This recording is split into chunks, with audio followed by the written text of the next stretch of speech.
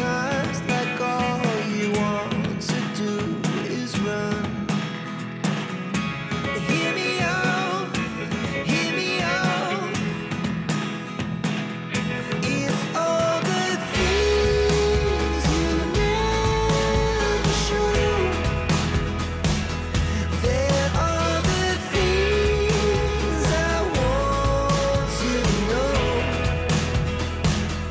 Secrets start in your heart so slow. But if you don't wanna tell me now, I guess I'll never know. Bonjour à tous, bienvenue sur la chaîne pour une nouvelle vidéo. Donc aujourd'hui, on va voir pour essayer de sauver le phare avant droit de la 207. Alors logiquement, cette vidéo intervient après la mise en peinture du pare-choc de la 207. Alors le procédé que nous allons utiliser dans cette vidéo, ça va être le ponçage plus le vernis peinture qu'on va appliquer au pistolet. Donc c'est le vernis qu'on a l'habitude de poser après la base sur une peinture, comme vous avez pu voir dans la vidéo précédente. Alors pourquoi je vais utiliser ce procédé qui est pour moi, je pense, le plus cher quand on n'a pas le matériel. Mais bon, comme moi ici, il me reste du vernis, du pare-choc, et qu'un abonné m'avait dit pourquoi t'en profites pas pour refaire les phares de la 207. J'ai dit je vais essayer ce procédé.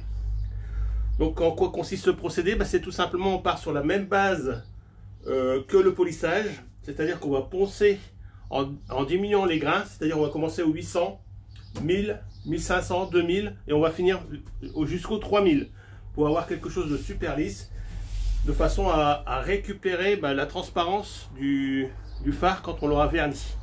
Alors il existe de nombreux procédés. Vous avez le polissage avec ensuite le passage de la lampe d'Aladin. Donc ça va être du ponçage, puis au final ça va être on appelle ça la lampe d'Aladin, qui va venir reposer un brouillard sur le phare pour le protéger et le rendre transparent. Voilà. Ensuite vous avez le même procédé, ponçage, polissage, avec une protection céramique qu'on va venir reposer sur le phare pour justement que ça dure dans le temps. Et ensuite vous avez les différents trucs et astuces qu'on peut voir sur le net, donc W40, dentifrice, enfin voilà, vous avez compris. Alors nous, en ce qui nous concerne, on va poncer et on va venir appliquer un vernis sur le phare, voilà, qui va lui rendre normalement sa transparence et qui va aussi tenir dans le temps. Voilà, à ce que j'ai vu, normalement c'est une des pratiques les plus longues dans la durée. Donc on va faire ça sur la 207. Je vais le faire en même temps moi derrière, en arrière-plan et hors caméra sur le C8. Donc pour pas que ça soit trop long dans la vidéo, je vous prendrai les étapes en rush des différents ponçages quand je vais changer de grain, jusqu'à la préparation totale du phare. Alors ici en plus j'ai une impact, une griffe sur le phare, donc je vais essayer de sauver ça. Alors sachez que le phare c'est juste en attendant, c'est pour dire de finir la façade de la 207 et de passer à autre chose. Moi je reviendrai plus tard pour son changement complet, parce que il manque aussi une fixation là que je vais voir si je peux refaire en 3D, mais bon, on n'en est pas encore là. Donc aujourd'hui on se concentre sur le ponçage du phare et sur sa application de vernis, et on va voir ensemble le résultat. Allez, c'est parti. Bon les amis, c'est parti pour le 800. Donc on commence avec le 800. Je vais attaquer sur la partie la plus mate et je vais essayer aussi d'atténuer la griffe qui est sur le devant du phare. De l'eau en permanence, ne jamais poncer à sec le phare et éviter les machines avec beaucoup de rotation qui pourraient faire chauffer le plastique et le faire fondre. Alors là ça serait catastrophique. Donc nous, pas qu'à poncer à l'eau, de l'eau et c'est parti.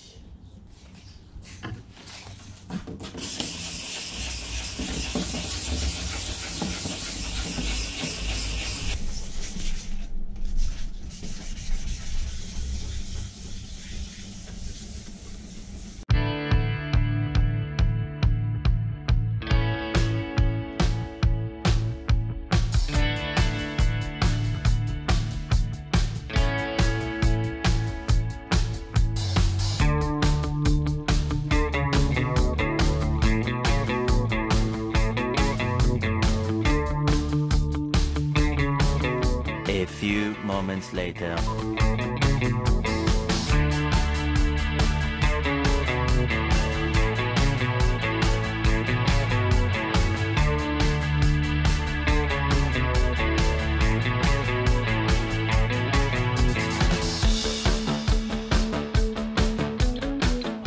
hours later.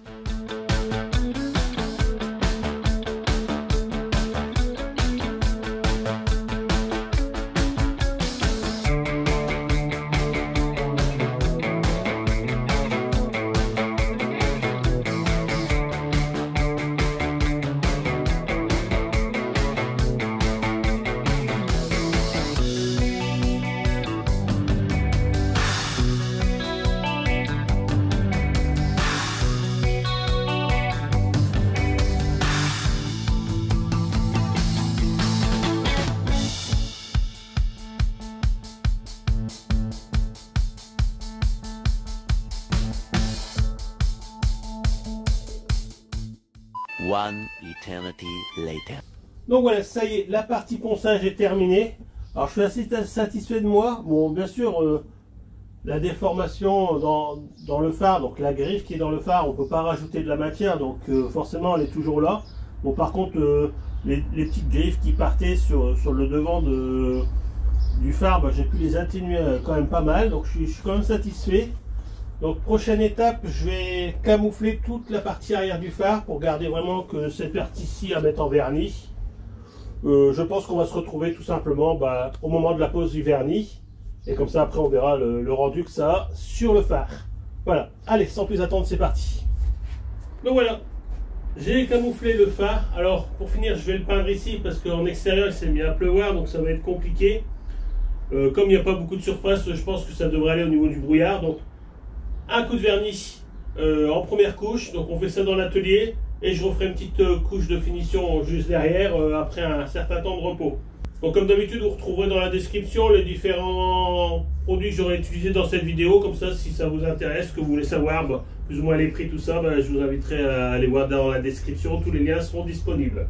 Voilà, puis je vous mettrai aussi les différents pourcentages qu'il faut entre vernis, diluant et durcisseur. Voilà.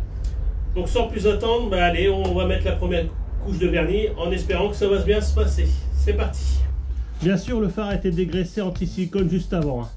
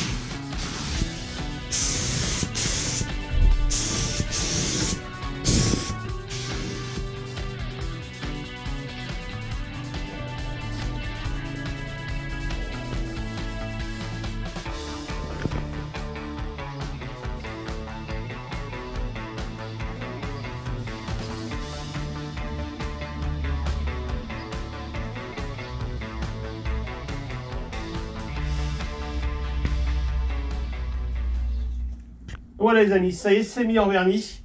Alors pour le résultat, je vais dire que les 3/4 c'est de ma faute quand même parce que je suis pas satisfait du résultat. Alors est-ce que je mets le procédé en faute? Non. Je pense que l'apport de vernis sur un phare ça marche très bien. Par contre il va falloir faire attention à de nombreuses choses. J'ai peint ici dans le garage, j'ai pas passé le tampon d'essuyage comme j'avais fait sur le pare-choc. Donc du coup j'ai quand même pas mal de poussière au-dessus, donc que l'on peut même sentir au toucher. Donc si je dois vous conseiller une chose, c'est de faire une micro cabine, genre une caisse en bois avec une aspiration, mettre votre phare dedans et appliquer le vernis. Alors qu'il soit en bombe ou au pistolet, je pense que ça aura le même résultat final. Alors oui, j'ai sauvé le phare. Une autre chose qui va être importante aussi au moment de sauver votre phare, c'est voir si c'est comme moi, à l'intérieur, il est autant abîmé qu'à l'extérieur. C'est-à-dire, malgré que j'ai poncé toute la surface extérieure, on a encore des petites traces d'ombrage qui sont à l'intérieur du phare, donc qui ne sont pas accessibles. Donc au lieu d'avoir vraiment cet effet cristal sur tout le phare, on a encore des auréoles.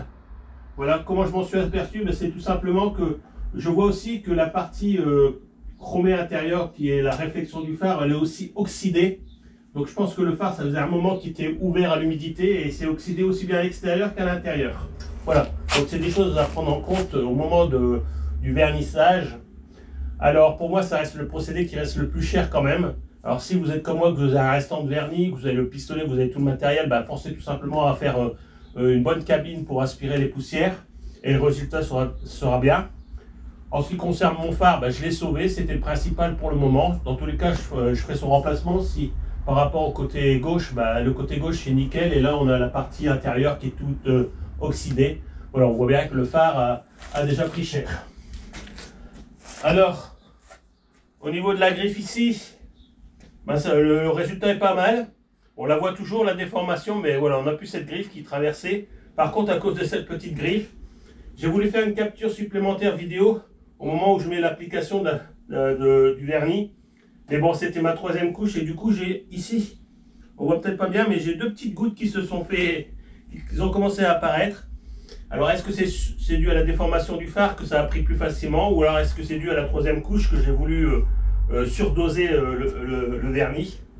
Voilà, donc sachez que voilà, j'ai une petite coulante ici. Alors j'ai fait le pare-choc complet de la 207, j'ai pas eu de coulante et là j'ai une petite coulante ici.